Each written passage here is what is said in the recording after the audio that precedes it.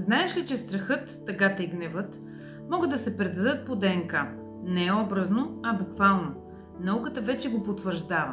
Травмите и емоциите на нашите предци се записват в гените ни и се предават. Това се казва епигенетика и означава, че болестта, която носиш днес, може да не е само твоя. Нека да ти кажа нещо, което може да те изненада. Учените са открили, че децата на хора, преживели война, глад или тежка травма, показват същите физически и емоционални реакции, без да са преживели нищо от това лично. Емоциите и страховете, травмите на предците ни не остават само в спомните им. Те се записват в клетките, в гените и се предават на децата, на внуците и на следващите поколения. Помисли за момент, има ли болест в семейството ти, която се повтаря? Едни и същи оплаквания при баба ти, при майка ти и сега при теб. Може би не е съвпадение, може би е програма. А програмите, за разлика от гените, може да се променят. Ще ти дам няколко примера. Боледуваш често, лекарите не намират конкретна причина, но в семейството ти всички са боледували от същото. Или пък имаш хронична болка в гърба, в главата, в ставите, живееш с нея толкова дълго, че вече я смяташ за нормална. Или пък се разболяваш точно когато трябва да кажеш не и не можеш, когато потискаш емоция, когато нещо те е наранило и мълчиш. Тялото говори. Винаги е говорило, ние просто не сме го слушали. Тази програма е хитра, защото се крие зад неща, които смятаме за нормални. Всички сме чували фразите като "всеки боледува през зимата", "гърбът ме боли, защото съм на възраст", "с възрастта е нормално да се разболявам", "умората е нормална, защото работя много". Но какво, ако това не е нормално? Какво, ако хроничната умора е тялото, което носи чужда тъга? Какво, ако болките в гърба са страхът за оцеляване, записан в мускулите?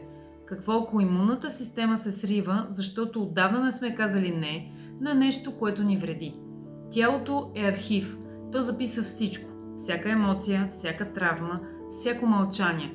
И болестта понякога е единственият начин, по който то може да ни каже "стига, обърни внимание". Науката вече не разделя тялото от емоциите. Всяка непреработена емоция търси място в тялото. Страхът е в бъбреците и надбъбречните жлези. Постоянната тревога ги изтощава. Тъгата се задържа в белите дробове, затова когато скърбим, буквално ни е трудно да дишаме. Гневът, който не е изразен, се проявява в черния дроб, в главоболие, в напрежение. Срамът и вината са в имунната система. Тялото буквално се атакува само. Несигурността е в гърба и ставите, в болките, които не изчезват. И тук искам да ви кажа нещо много важно. Не говорим за това да не изпитваме емоции. Емоциите са нормални, те са информация. Говорим за това какво правим с тях. Когато ги изживеем и пуснем, те си отиват. Но когато ги задържаме и премълчаваме, те остават в тялото, в клетките и дори в децата ни. Епигенетиката ни дава нещо важно. Защото ако травмите се предават, то и тяхното освобождаване се предава също. Когато ти се изцелиш, изцеляваш и децата си. Затова вместо старото "аз съм болна", "в нашето семейство всички имаме това", "никога няма да оздравея", кажи новото на глас сега заедно с мен. Тялото ми е здраво и силно. Аз се грижа за себе си с любов. Освобождавам всичко, което не е мое. Клетките ми се обновяват всеки ден. Аз заслужавам здраве и жизненост. Избирам да живея в мир с тялото си. Не трябва да им вярваш веднага, просто повтаряй и мозъкът ще свърши останалото. Знаете, че аз работя с рейки, а за енергията няма време-пространство.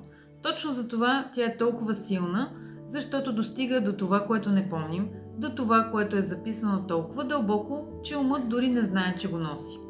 В канала ще намерите също и безплатна медитация за благодарност към рода. Абонирай се и ми кажи в коментарите, има ли болест в семейството ти, която се повтаря. В следващото видео говорим за родовата програма за страх и оцеляване, най-дълбоката и най-древната от всички. До скоро!